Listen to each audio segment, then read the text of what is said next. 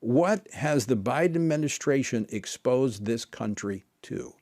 Joining me now to discuss this and more, Congressman Rich McCormick. He serves on the House Armed Services Committee and the House Foreign Affairs Committee. He represents the 6th Congressional District of Georgia. Dr. McCormick, welcome back to the program. Good to see you.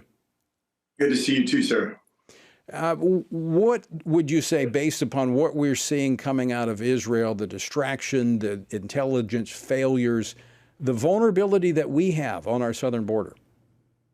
You know, my dad used to actually teach at FLETC, where we train border agents. It's very concerning to me that we're not taking this border seriously. The fact that 1.5 million, actually probably 1.7 million now, have crossed the border and eluded capture. If you're coming here to do us harm, you're probably more intent on avoiding capture than anybody. A lot of people come across the border, turn themselves in and say, let me go for asylum. Not these people, not people who want to do us harm. Think about the 85,000 children that have been lost, that came across the border, that we're responsible for. We have no accountability whatsoever. The one thing the government's supposed to do is make sure you have a sovereign nation, that you're protecting people. That's your first charge as a government. That's the reason we have a strong central government. Otherwise, why even bother? It just becomes intrusive. The fact that we haven't protected the people from one of the most dangerous commodities in the world is outrageous, especially after what happened in 9/11 and seeing what happened in Israel, what's happened around the world. The fact that we're not protecting our borders is unforgivable, really. Congressman, when we look at what has happened since this weekend's invasion of Israel by Hamas, and we've seen pro-Palestinian demonstrations in cities across America, is there rising concern among your colleagues that we may have some folks in our midst that truly want to do us harm? Either that or just plain ignorant. It always is amazing to me when you see the queers for Palestine. Just the irony can't be even explained. If you think about what that means, people that literally would kill you, you're supporting. That means you're a bit uneducated. The fact that we're losing the battle on our education front for these kids that should know better, should know what these people stand for, that these people that would behead babies. Think about how egregious that is to your common sense and sensibilities. I'm an ER doc. I've seen children die. It's one of the most horrific things you'll ever experience. I expect older people to die, but every single child that ever died on my watch has scarred me. It's something you'll never get over. And the fact that they're doing this in mass on purpose is something I've never seen.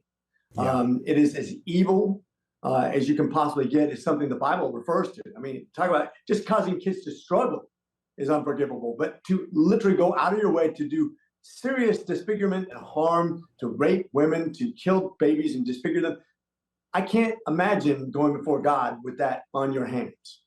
Well, as Prime Minister Benjamin Netanyahu described it yesterday, he said these are, maybe the day before yesterday, he said these are like ISIS. And truly, when you look at what is coming out of Israel, it is just like ISIS and what they were doing before. Now, we know, Congressman, that the border security was a big issue in last month's budget negotiations. It became an issue, as we're talking about the trying to move forward with a continuing resolution. What can we expect in the appropriations negotiation once we elect a new speaker? Is this going to be even more of an issue now? I don't think it ever stopped being an issue with us. We've always been united in this front, that we understand it's not just a Republican issue. It's a bipartisan issue. It's an American issue. Even the Democrats now, even the sanctuary cities are tired of it. They understand now, once they started suffering their own consequences, they realize this is a bad idea. Even the most staunch Democrats now are like, enough is enough. This shouldn't be a contentious issue. We should get this done. The Senate should come on board. The president should get this done. It's just like crime. I think the border, crime, debt, and education are things that we as a nation can focus on that have nothing to do with partisanship, have to do with what's good for America. We can get this border done and secured, and everybody will be a lot better off. I would think, Congressman, that you're absolutely right. I mean, I know it's not just a Republican issue. I think the American people, if they can connect the dots with what happens when people come across your border that want to do you harm, and what we're witnessing coming out of Israel. And people just realize, and we're not saying that all the people coming into this country are bad people. They should do it legally, and we welcome those to use the legal process to come in and be a part of the American experience. But for those who want to come and do us harm, we need to be resolute that we will not tolerate that as Americans. This is a war. If you come here to do ill to this country, expect to be dealt with accordingly. I'm a Marine first, is the way I think. I know as an ER doc, I know I'm a congressman, but if you want to really get down to my common sense approach to people who invade my country, who want to do harm to my family, to my nation, you deserve death. I will end you. I think our country has to have that kind of attitude towards people who come here, invade your country to do harm to your family. Are you kidding me? Right. This is nothing short of war. I'm with you. Semper Fi. Semper Fi.